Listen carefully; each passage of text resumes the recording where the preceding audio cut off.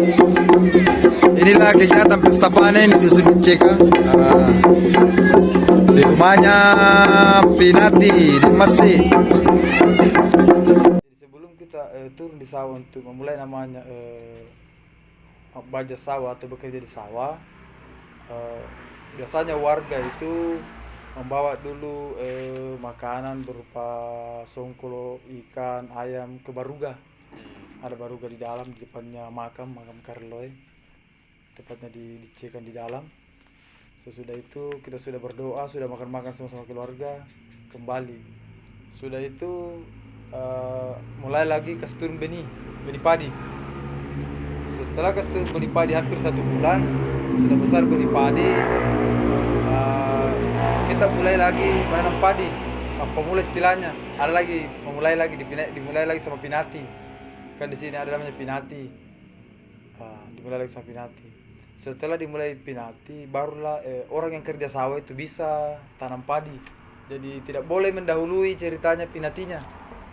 Pinati itu semacam kayak seandainya sekarang dimodernkan, dia ketua kelompok tani. Tidak boleh itu anggota tani yang lain itu mendahului tanam padi sebelum ketuanya ini memulai. Baik itu mulai baja sawah maupun mulai tanam padi. Setelah itu barulah petani lain ini sudah bisa kerja padi. Terus lanjut setelah padi dipanen, kita adakan lagi namanya Deka Selolo atau pesta panen, pesta rakyat. Itu diadakan itu kurang lebih 3 malam. Itu tiap tahunnya. Jadi ada 2 di sini, 1 dusun.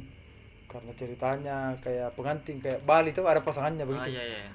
Jadi di rumahnya Pinati 1, di rumahnya anggota adat 1. Jadi hampir 3 hari. Terus kegiatan selanjutnya ada namanya haulnya di kampung, tamu tamu istilahnya palili. Palili itu orang potong kerbau di dalam dekat makam. Jadi saya jelaskan kenapa orang potong kerbau di dalam. Karena yang diambil haulnya itu kebetulan makamnya di situ. Tapi bukan kuburan yang dipotongkan kerbau. Keluarga yang jauh datang dengan tamu yang datang dipotongkan kerbau.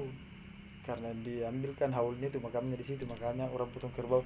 Kenapa dikatakan apalili? Karena ini kerbau diarak. Apalili itu bahasa Makassar. Diarak keliling kampung. Kenapa dikasih keliling? Karena sebenarnya dulu ini kan belum ada pembesar suara. Belum ada kayak sekarang kayak di masjid kayak sudah tua. Makanya di kerbau dulu dikasih keliling kampung supaya warga lihat, oh ada kerbaunya tuh mau dipotong di dalam. Jadi sebenarnya ini hanya kadang-kadang kan sekarang orang katakan bid'ah karena dia tidak paham apa sebenarnya itu palili. Kenapa ada kerbau dikasih keliling kampung? Kenapa orang kita potong kerbau di kuburan? Bukan di kuburan, dekat kuburan. Karena kebetulan yang diambil haulnya di situ. Kebetulan beliau dulu memerintah, raja dulu termasuk penyeragam Islam. Sampai anak keturunannya itu punya kesepakatan bahwa setiap berapa tahun itu diambil haulnya.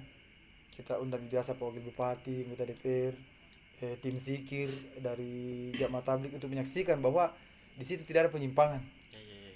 Tidak ada orang menyembah pohon, tidak ada menyembah kuburan. Tapi acaranya memang di situ. Jadi orang pakai beduk gandang. Kan orang katakan sekarang itu kenapa ada begitu? Kan tidak ramai kalau tidak ada begitunya. Tidak ada bentuk bunyi beduk sampai penyembahan, tidak ada. Hanya supaya ramai ada bunyi-bunyi. Itu saja. Jadi sebenarnya ini tujuannya pesta panen sebagai bentuk rasa syukur. Betul. Setelah kita memanen padi seperti itu tuh Pak. Yang kemudian yang menjadi pertanyaan, apa saja yang menjadi nilai atau hal-hal apa saja yang bisa diambil dari setelah melaksanakan pesta panen tersebut? Kalau kayak apa manfaatnya begitu? Kalau saya lihat yang paling besar dia kandung ini setelah orang ambil padi atau adanya pesta panen ini sebenarnya salah satu berkat untuk mempertemukan rumpun keluarga yang jauh. Karena ketika waktunya bahwa mau pesta panen orang dihubungi sama keluarga di Maros, di Goa, bahkan di Jawa, di Palopo, di mana. Kesini mau pesta panen orang. Oh iya kapan? Jadi termasuk berkat tali silaturahmi untuk pertemukan sanak keluarga, rumpun keluarga dengan adanya pesta panen. Itu. Karena kan sebenarnya di pesta panen kan orang makan songkol, makan apa. Iya, iya. Itu saja, tidak ada jalan lain di situ. Berarti tujuannya selain daripada silaturahmi itu juga salah satunya mengingat kembali leluhur yang telah berjuang seperti itu. Betul. Jadi sebenarnya saya tambah sedikit bahwa pesta panen sebenarnya ini ada yang dia kandung di situ, karena sebenarnya di pesta panen ini kan termasuk siar agama. Iya, iya. Jadi dulu menurut kita punya orang tua leluhur, dari zaman dulu ini untuk menyiarkan agama dibikinlah semacam kegiatan seperti ini. Jadi orang berbondong-bondong datang ramai, setelah itu dipanggil naik ke rumah, dikasih gula merah itu, kan sebenarnya itu beras yang muda itu yang ditumbuk, Ya. kasih gula merah dimakan sama songkol, minum kopi sambil cerita ini agama. Karena kalau hanya mau saya dipanggil dari, contohnya dari Samata ke sini kayak bantu berdoa, pasti berpikir ki, Iya, iya. wih jauhnya orang mau ke sana berdoa. Tapi kalau sudah ke sini karena mau dan kasih lolo orang pesta panen, makan songkol orang ini, Makan-makan. makan ayam, ayo datang. Rame. Begitu kita duduk begini, cerita itu siar agama. Ini zaman dulu, itu yang sampai sekarang masih lanjut sampai sekarang. Tapi memang ini pesta panen dilakukan satu kali satu tahun. 1 kali 1 tahun. Iya. Tapi kalau berdasarkan budaya seperti itu, ada muncul pertanyaan. Ketika dulu itu dilaksanakan 1 kali 1 tahun, karena memang orang dulu itu melakukan panen 1 kali di 1 tahun.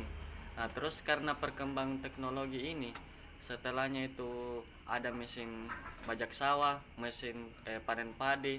Terus orang-orang sudah bisa melaksanakan panen sampai 3 kali 1 tahun, bahkan 2 kali 1 tahun. Nah, yang menjadi pertanyaan itu, apakah memperingati atau acara pesta adat ini tetap sama seperti dulu atau sudah berbeda sama sekarang? Kalau yang saya lihat dan saya rasakan selaku pemangku adat di sini, belum pernah berubah, dan kami juga belum berani merubah bahwa panen ini berubah dari 1 tahun menjadi 2 atau 3. Iya. Sampai pesta panen itu dikasih 2 kali 3 kali, belum berani juga kami, belum. Artinya apa namanya, belum pernah terjadi, selalu hanya 1 kali 1 tahun, meskipun ada orang tanam padi 3 kali 1 tahun. Iya, iya, iya. Nggak pernah Pi. Berarti di sini pesta panen yang dimaksud hanya menggelar acara adat yang dilakukan secara turun-temurun, secara rutin, Iya. bukan berdasarkan berapa kali orang panen. Nggak. Iya, iya, iya. Tapi proses proses bagaimana melaksanakan pesta panen itu bagaimana?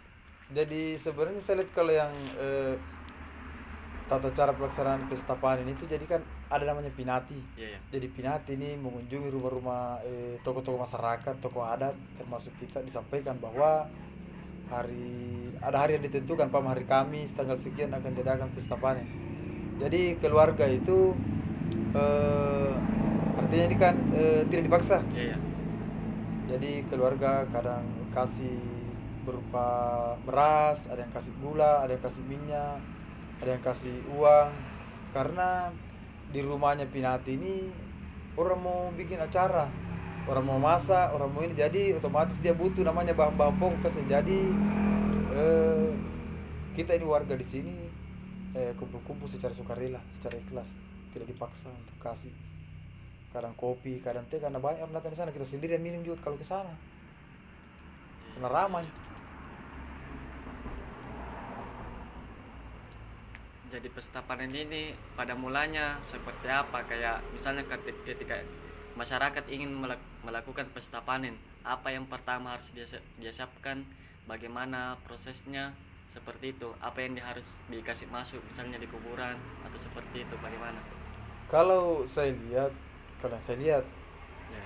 eh, jadi memang ada sawah khusus yang ditanami itu, kan tidak semua itu padi bisa ditumbuh, Ya, ya, tidak ya. semua itu padi bisa dipanen. Ya, ya. Tidak semua, hanya beras ketan. Itu pun beras ketan yang anu. Jadi ada memang, jadi awalnya itu ketika kita umpama kita tanam padi nih, bahwa berapa bulan kemudian kita akan pesta panen. Memang ada satu sawah ditanami padi yang khusus mau diolah nanti untuk dijadikan acara pada saat pesta panen. Ya, ya, ya. Kedua, kalau masalah dibilang masuk di makam, saya rasa tidak ada. Paling bentuk masuk saja secara kubur, baca Al-Fatihah, bersihkan kuburan, terus tanda syukur semua yang puji-pujian di dalam kita kirim ke Al-Fatihah, habis itu kembali ke rumah masing-masing, itu saja. Sekarang kita kerja bakti sama Bimas, Babinsa dan kepala desa, kepala dusun di dalam sebelum acara.